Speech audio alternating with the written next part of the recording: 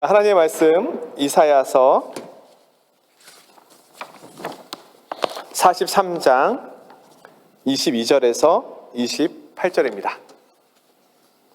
이사야서 43장 22절에서 28절까지 교독하겠습니다. 제가 먼저 읽겠습니다. 그러나 야곱아, 너는 나를 부르지 아니하였고 이스라엘아, 너는 나를 괴롭게 여겼으며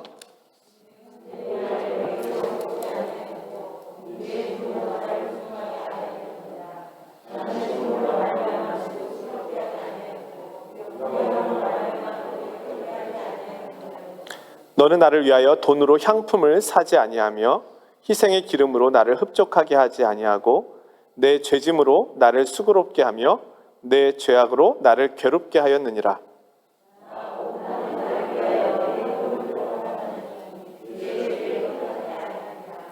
너는 나에게 기억이 나게 하라. 우리가 함께 변론하자. 너는 말하여 내가 의로움을 나타내라. 함께 있습니다. 그러므로 내가 성소의 어른들을 욕되게 하며 야곱이 진멸당하도록 내어주며 이스라엘이 비방거리가 되게 하리라. 아멘. 축구를 다들 좋아하시는지 모르겠는데 우리 한국이 16강에 올라갔습니다. 꿈은 이루어진다. 와, 정말 너무나 많은 경우의 수가 있었는데 그 많은 경우의 수를 다 비집고 올라갔습니다. 이러다가 프랑스와 결승에서 만나는 거 아니야? 이런 생각을 조심스럽게 해봤습니다. 이 중간에 보니까 그 손흥민 선수가 이제 이 관중들, 특별히 이제 우리 한국인 응원하는 12번째 선수라고 불리는 붉은 악마, 우리 응원단들을 위해서 막 계속해서 더 크게 응원해달라고, 선수들에게 더 격려해달라고 막 이렇게 하는 게 나오더라고요. 그래서 선수들에게 가장 큰 힘이 되는 게 응원이구나. 아무리 축구를 잘하고 실력이 뛰어나도 야유를 퍼부으면 그 실력이 안 나오겠지만, 그러나 지금 1대1로 비기고 있는 상황에서 선수들이 지치지 않도록 막 응원해달라고 이렇게 하는데 막 눈물겹더라고요. 그래서 11명의 선수가 뛰는 거지만 사실은 온 국민이 함께 그 경기장에서 뛰고 있구나, 이런 생각도 들었고요. 그리고 마침내 이제 우리가 이겼잖아요. 2대1로 이겨서 인터뷰하는 내용들을 보니까 열심히 뛴 것에 대해서 이렇게 보상받을 수 있어서 너무 기쁘고 감사하다, 이런 이야기를 하더라고요. 제가 그 내용을 보면서 도대체 국가라는 게 뭐길래 이렇게 사람의 마음을 긴장시키고, 골 먹었을 때는 막 너무 속상하고, 그리고 골 더 먹을까봐 막 긴장하고 막, 저희 집안에 그 마음이 약한 사람은 막 보지도 못하고 제대로 막 도대체 축구가 먹일래가 아니잖아요. 국가가 먹일래잖아요. 이게 사실은 국가 대항전이 아니라면 뭐 이렇게까지 긴장하겠습니까? 도대체 나라가 뭐길래, 대한민국이라고 하는 나라가 뭐길래, 국민이라고 하는 것이 뭐길래 이렇게 함께 울고 함께 안타까워하고 함께 기뻐할 수 있을까? 너무 정말 특별한 일이지 않은가라는 생각을 해보았습니다. 물론 우리가 뭐 스포츠가 가지고 있는 패단도 있고 경계될 부분들도 있지만, 또 우리 크리스찬들 중에 스포츠 선수들이 얼마나 많습니까? 그런 거 보면 또 우리가 함께 발전시켜 나가야 될 부분들도 있는 거죠. 저는 아무튼 그 여러 축구를 보면서 오늘 특별히 우리는 무엇을 위해 뛰고 있나? 하나님의 나라라고 하는 우리 모두의 가치, 그 나라를 위해서 지금 뛰고 있는 거 아닌가? 그러면 이 하나님 나라를 뛸 때 주변에서 격려해주면, 집사님 잘하고 있어요, 권사님 너무 잘하고 있어요, 막 이렇게 격려해주면 어떤 힘도 나고, 그렇게 해서 함께 뛰어가는 거 아닌가. 하나님의 나라 때문에. 그렇게 열심히 뛸 때 결국은 목표는 무엇이겠습니까?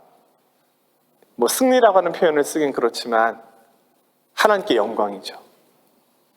하나님의 이름이 높임을 받을 때 막 서로 너무 막 축하해주고 기뻐해주고, 그러나 하나님의 영광이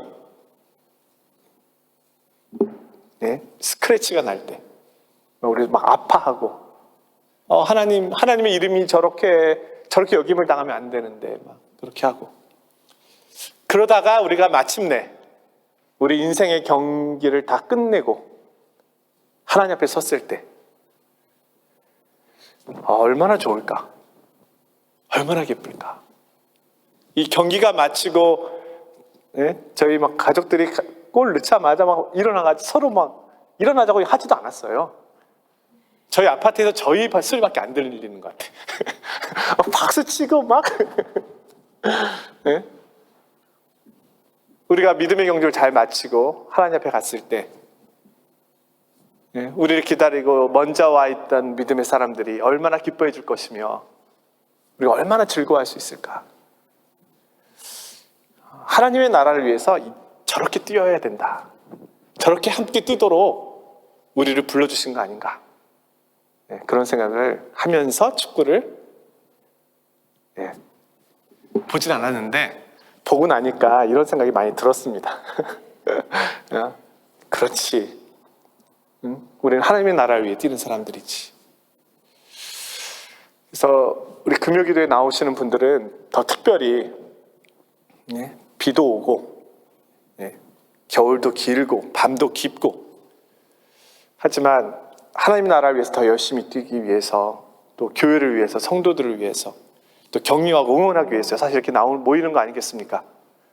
우리가 지치지 말고 더 열심히 하나님의 영광을 위하여 뛰어가는 그런 걸음들이 되었으면 합니다.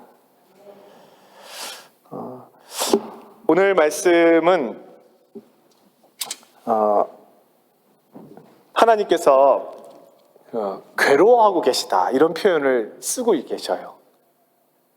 성경에서 이런 표현 본 적 별로 없잖아요. 근데 오늘 22절에 보니까 이렇게 말씀하십니다. 이스라엘아, 너는 나를 괴롭게 여겼으며. 이스라엘이 하나님을 괴롭게 여긴 것이죠. 그리고 22절에 보니까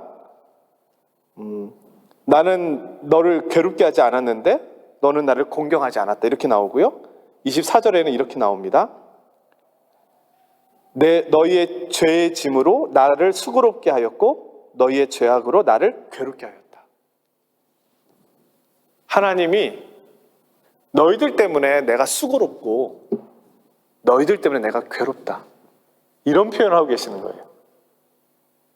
근데 이런 표현이 사실은 많은 종교나 또 철학자들에게 굉장히 낯선 표현입니다. 그들에게 있어서 하나님은 너무 절대적이신 분이기 때문에 그분은 우리와 전혀 다른 분이어서 그분은 슬픔도 아픔도 고통도 기쁨도 없고 우리와 전혀 다른 분이고, 단지 고통이나 아픔이나 슬픔은 우리 인간들이 느끼는 거라고 생각해서 하나님을 너무 절대적인 위치에 올려놓았습니다. 근데 성경을 보면은요, 하나님은 그렇게 천지를 창조하실 만큼 전지전능하신 분이심에도 불구하고 우리 때문에 괴로워하시고 우리 때문에 속상해하시는 모습이 나옵니다. 또 반면에 우리 때문에 기뻐하시는 모습도 나와요. 그래서 우리 성경 속의 하나님은 다른 일반 종교에서 말하는 신하고 철학에서 말하는 신하고 다릅니다. 우리는 이런 하나님을 인격적인 하나님이라고 말합니다. 그것은 하나님이 자신을 우리에게, 피조물에게 낮추셨다는 얘기예요. 그래서 우리와 동떨어져 계신 분이 아니라 하나님과 함께함으로 하나님과 깊은 교제 속에 있을 때 기뻐하는 분으로 하나님은 계신 분이시고 우리의 삶의 행동에 말에 영향을 받으시는 분으로 계시기를 하나님께서 작정하셨다는 거예요. 그냥 나는 너희들과 상관없이 떨어져 있다. 너희들 하는 거 이렇게 지켜보고 있다가 마치 판사처럼 옳고 그름을 분별해서 땡땡땡 너 잘못 너 잘했어 뭐 이렇게 하는 것이 아니고 우리가 하는 행동이 하나님 앞에 큰 영향을 주고 있다는 거예요. 이것은 하나님이 우리를 처음 만드셨을 때부터 그런 관계 속에 있도록 스스로 작정하셨다는 겁니다. 그래서 이스라엘이라고 하는 민족은 특별히 하나님께서 택하시고 사랑하셨잖아요. 내가 너희를 택함은 다른 민족보다 수가 많기 때문이 아니다. 다만 너희를 사랑하였기 때문이다. 그 택함의 이유잖아요. 일방적인 사랑이에요. 짝사랑이죠. 근데 이 짝사랑으로 이스라엘 백성들을 그렇게 사랑했는데 이스라엘은 그렇게 사랑을 받았음에도 불구하고 그 사랑의 가치를 모르는 거예요. 그래서 도리어 하나님의 말씀을 어기고 하나님께 불순종하며 오늘 말씀에는요 괴롭게 하였다. 너희가 나를 괴롭게 하였다. 하나님께서 정말 묻어두었던 말씀을 지금 꺼내서 포로기에서 돌아오고 있는 그들을 향하여 아니 포로기에서 지금 돌아갈까 말까를 망설이고 있는 그들을 향하여 말씀하고 계시는 거예요. 너희가 지금까지 나를 괴롭게 하지 않았느냐. 나는 너희들로 인하여 너무 수고롭고 너무 괴로웠다.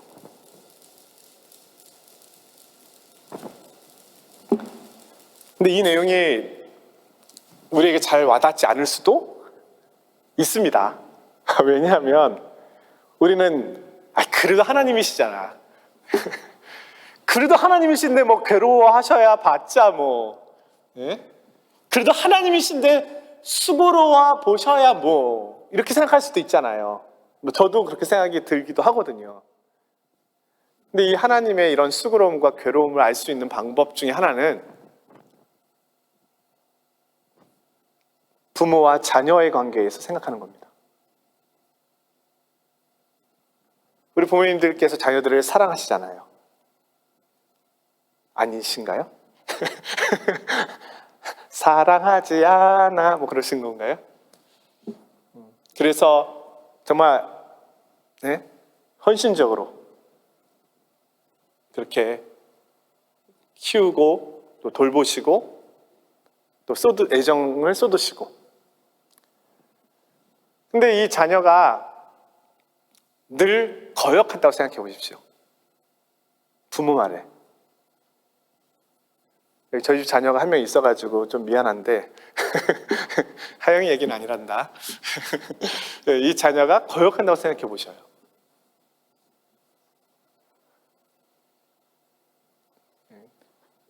뭐 말도 안 듣고 하지 말라고 하는 거 하고 하라는 거 하지 않고 부모를 속상하게 한다고 생각해 보십시오.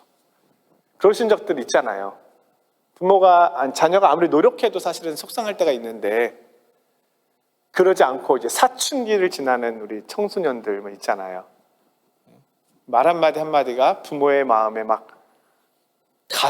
부모의 가슴에 대못을 박는 그런 거 있잖아요. 그럴 때 부모는 어떻습니까? 괴로운 거죠. 아픈 거잖아요. 그러나 그 아프고 괴로운 거를 다 쏟아내시나요? 그럴 수도 없잖아요, 사실은. 도리어 하나님 앞에 쏟아내겠죠.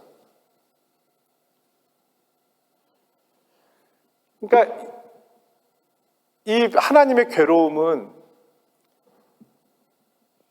부모와 자녀 사이에서 오는 어떤 괴로움, 또 반대로 하나님께서 가지시는 기쁨은 부모와 자녀 관계 속에서 오는 기쁨. 그것을 우리가 연상해 보면 오늘 하나님의 괴로움을 부분적으로 알 수 있습니다. 하나님도 괴로우신 거예요. 하나님도 아파하십니다. 하나님도 거룩한 분노를 쏟으시잖아요. 우리 예수님, 내 아버지 집을 어떻게 강도의 구렬로 만들어 놓을 수가 있느냐? 내 아버지 집을. 하나님의 아들로서 사실은 심판하신 거잖아요. 그때는 한 명의 인간으로서가 아니라 하나님의 아들로서 아버지의 이름이 모욕당하는 것을 견딜 수 없어서, 그 모욕감이 뭡니까? 하나님을 갖는 모욕감이죠. 그런데 이스라엘이 하나님을 그렇게 생각하지 않았어요. 어쩌면 우리도 이스라엘 백성들처럼 하나님의 마음을 모를 수도 있습니다. 우리는 예레미야 선지자를 눈물의 선지자라고 이야기하잖아요. 그런데 학자들은 예레미야서에 나오는 예레미야의 눈물, 특별히 예레미야 애가서의 눈물 있잖아요. 폐허가 된 예루살렘 거리를 다니면서 눈물로 쓴 부른 그 애가 슬픈 노래. 예레미야의 눈물이 아니라 하나님의 눈물이라고 이야기하거든요. 그렇잖아요. 선지자는 자기 이야기를 하는 것이 아니라 하나님의 마음과 하나님의 말씀을 받아서 전달하는 전달자였으니까. 우리 하나님은요, 우리가 정말 이해할 수 없는 부분들이 많은데 그 중에 하나가 우리처럼, 아니 우리 이상 괴로워하시고 아파하시는 분이시다. 또한 기뻐하시고 즐거워하시는 분이시다. 오늘 하나님은 이스라엘 백성 때문에 괴로움을 겪고 계시다. 근데 이렇게 이스라엘이 불순종해서 괴로움을 겪고 있음에도 불구하고, 계심에도 불구하고 하나님께서 오늘 무엇이라 말씀하시냐면 25절에 나는 나를 위하여 내 허물을 도말하는 자니 내 죄를 기억하지 아니하리라. 예? 자녀들이 부모 마음을 너무 아프게 했어요. 예? 말을 안 듣게, 속상하게 했어요. 괴롭게 했어요. 정말 부모는 그것 때문에 밤잠을 못 자고 눈물로 보낸 날들이 너무 많아요. 그런데 그 모든 잘못들을 기억하지 않겠다는 거예요. 그 자녀를 품어주겠다는 거예요. 하나님께서 이스라엘의 잘못을 다 없애버리시고, 예? 그리고 그들의 죄를 기억하지 않겠다. 왜요? 그래야 그들의 관계가 회복되니까. 일방적인 사랑인데 이 사랑이 끝까지 가는 거예요.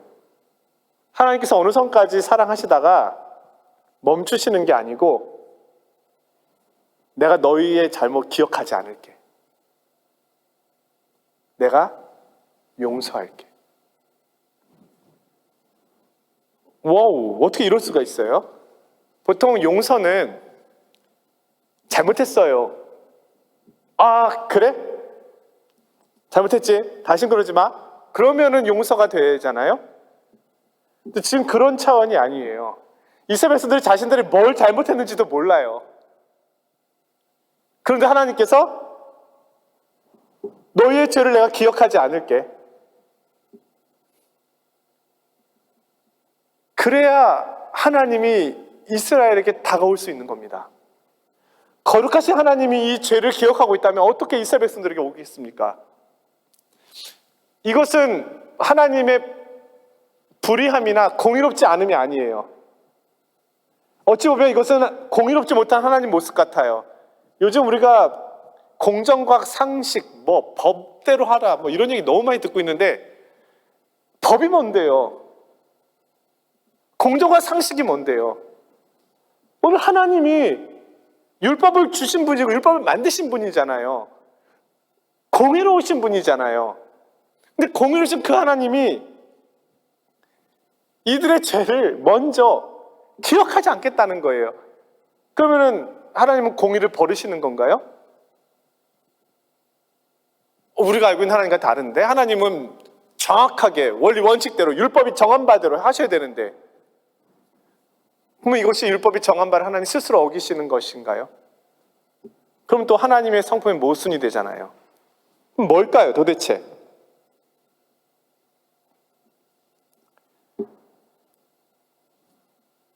먼저는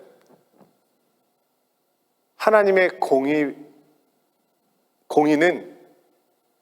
하나님의 사랑 안에 포함되어 있다는 거예요.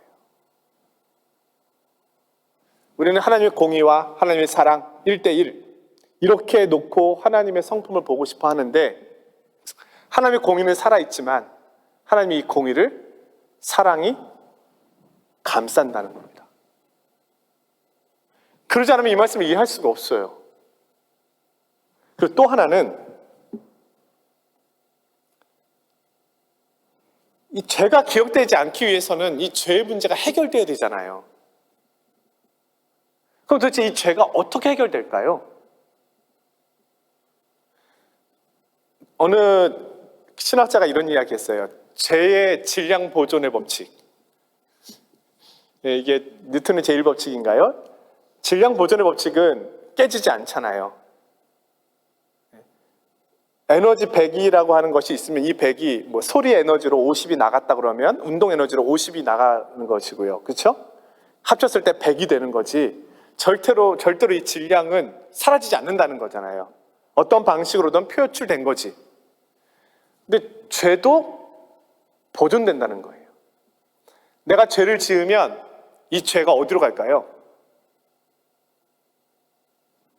그냥 사라지나요? 내가 불의함을 행하면 이 불의함의 이 에너지가 어디로 갈까요? 자녀가 부모 마음을 듣지 않으면 순종하지 않았을 때 그 불의함의 그 힘이 어디로 가요? 부모님의 마음의 속상함으로 가잖아요. 순종하면 그 순종의 좋은 에너지가 어디로 가요? 부모 마음의 기쁨으로 가잖아요. 이것은 에너지가 보존된다는 거잖아요. 그럼 우리가 짓고 있는 이 죄가 도대체 어디로 간다는 걸까요? 죄는 분명 영향을 미치잖아요. 사라지지 않잖아요. 어디론가 가서 어떤 열매를 맺고 있을 거 아닙니까? 그렇죠? 죄는 사라지지 않죠. 아담과 하와가 하나님의 계명을 어겼을 때 그 죄의 힘은 살아서 무엇인가 했잖아요. 땅에 엉겅퀴 가시나무를 내고요. 아담과 하와 사이에 이간질이 생기고요. 하나님을 떠나게 되고요. 이것이 죄가 가지고 있는 힘이잖아요. 죄는 늘 자신의 에너지를 보존하고 있거든요. 그럼 이스라엘 백성들이 지은 이 죄를 하나님이 용서하신다고 하면 도대체 이 용서가 어떻게 가능하냐라는 거죠. 이 죄가 어디로 가느냐? 예? 그래서 이 신학자도 고민한 거예요. 도대체 이 죄가 어디로 갔길래 하나님 용서하실 수 있는 걸까? 결국 하나님 몸에 이 죄를 채우시는 거죠.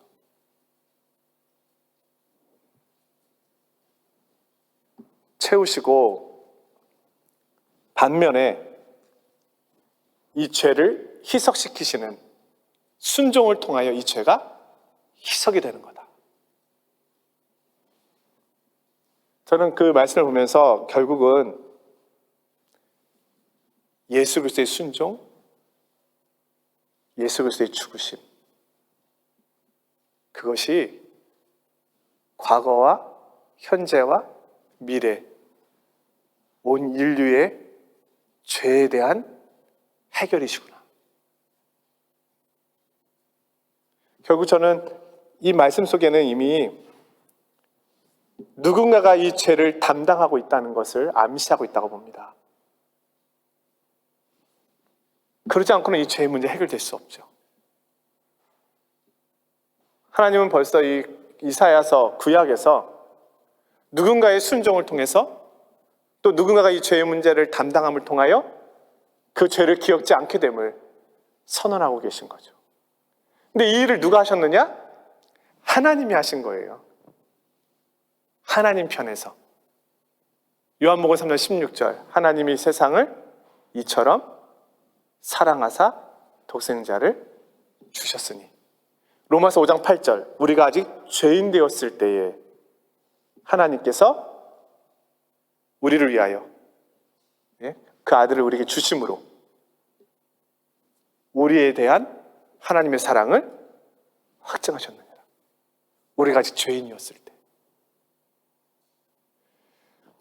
결국 우리가 하나님 앞에 나온 이유는 용서받기 위해 나온 것이 아니고 용서받았기 때문에 나오게 된 것입니다. 하나님께서 하나님 편에서 죄를 도말하셨기 때문에 거룩하신 하나님 앞에 나오게 된 것이지,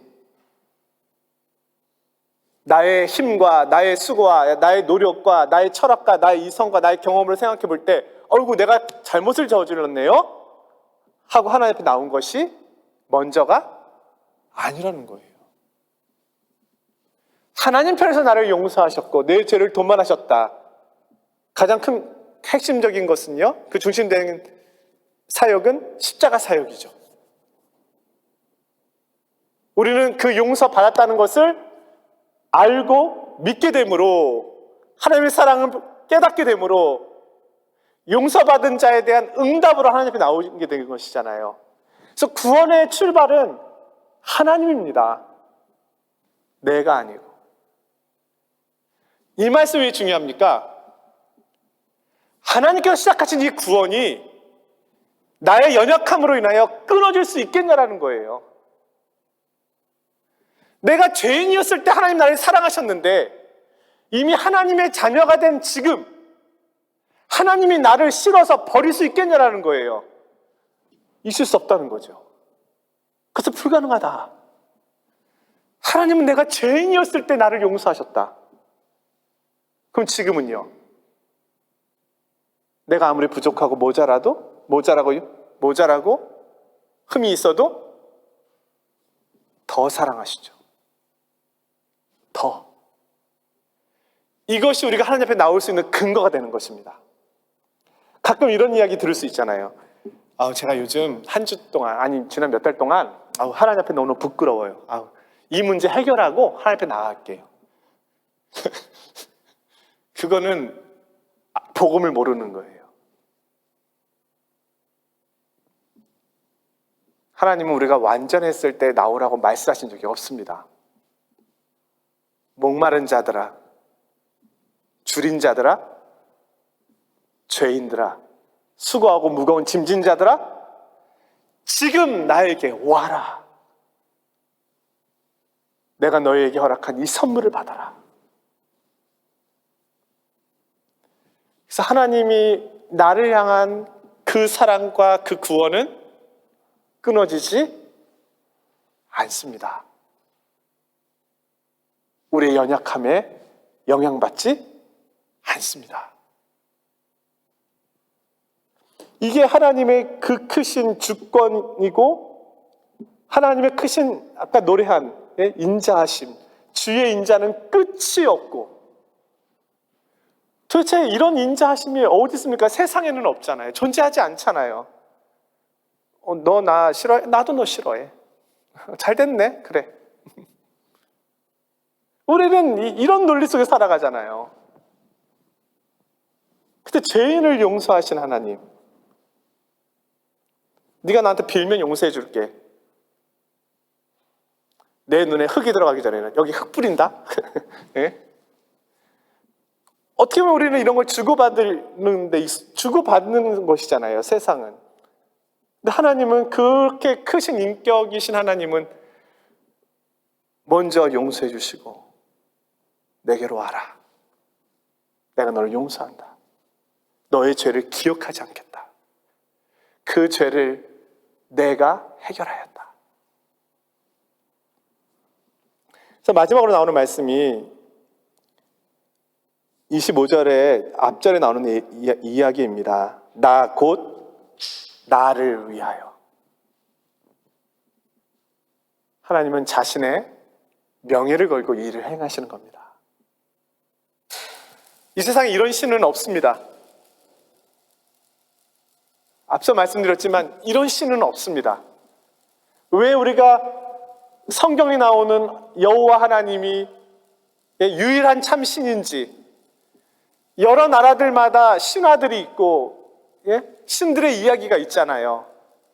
바벨론 신화도 있고 우리나라의 단군 신화도 있고 그리스 로마 신화도 있고 나라마다 민족마다 너무나 많은 신화들이 있습니다. 그래서 사람들이 성경도 하나의 신화라고 이야기할 때가 있습니다. 그러나 그걸 동의할 수 없는 것이 거기에 나오는 신들의 모습과 성경에 나오는 우리 하나님의 모습은 전혀 달라요.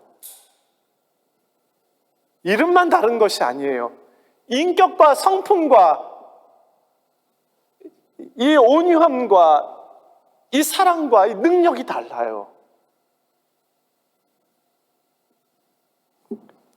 오늘 하나님께서는 내 이름을 위하여 이 일을 한다. 자신의 명예를 이 일에 걸으신 겁니다. 자신의 이름을 걸고 행하셨으니 이것은 끊어질 수 없다. 우리가 어떤 일을 할 때 약속할 때 있잖아요. 많이 하는 것 중에 하나가 내 손에 장을 지어 이런 게도 있지만 내 이름을 건다. 내 이름. 내 이름을 건다는 거는 내 자신을 거는 것이고 내 목숨을 건다. 이런 표현일 수 있잖아요. 하나님께서 나를 위하여 이 일을 행한다. 반드시 행한다는 것이죠. 그리고 반드시 너희들을 통해서 내가 영광받을 것이다. 오늘 이 시대 다른 어느 때보다도 제가 살아온 시간 속에서 보면 길지 않은 시간이지만 반세기 시간이지만 다른 어느 때보다 제가 살아온 시간 속에서는 가장 신앙생활하기 힘든 때인 것 같습니다. 이렇게 교회가 쇠락해 본 적도 없고 이렇게 교회가 못 모인 적도 없습니다. 바이러스와 세속적인 가치관과 또 너무 잘못된 이단적인 사상들. 우리 파리의 신천지 교인이라고 하면 안 되죠. 신천지 성도라고 하면 안 되죠. 뭐라고 불러야 되나? 신천지에 빠진 불쌍한 영혼이 870명인가 된다고 이번에 신천지 대구에서 큰 집회할 때 아마 전 세계에 있는 신천지 회원수 명단을 발표했던 것 같아요. 그 자료를 제 동기 목사가 보내줬는데 파리에, 프랑스에 870명이나 있더라고요. 생각보다 많더라고요. 이런 어떤 많은 잘못된 가치관과 사상들 속에 살고 있는 지금 우리는 혼란스러울 수밖에 없고 어떻게 보면 지칠 수밖에 없습니다. 우울할 수도 있어요. 그러나 내가 하나님을 붙잡고 있는 것이 아니라 하나님이 나를 붙잡고 계십니다. 내가 교회를 붙잡고 있는 것이 아니라 하나님이 교회를 붙잡고 계십니다.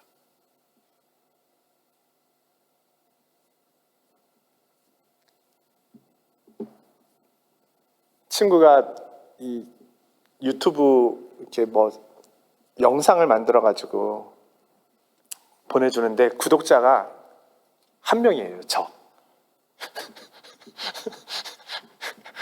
그래서 저를 위해 만들어요.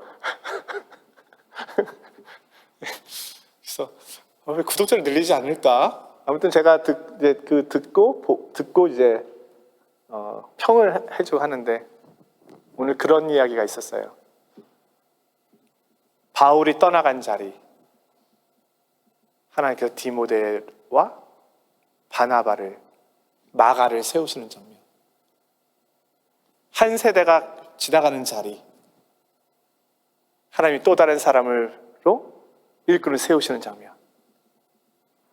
아, 교회는 하나님이 세워가시는 거구나. 왜 우리는 늘 우리의 생각과 우리의 말로 이렇게 많은 시간들을 보낼까? 의미 없는 것들이다. 바울이 떠나간 자리에 누가 디모데를 세울 줄 누가 알았습니까? 마가를 세울 줄 누가 알았어요? 하나님의 지혜 아닙니까?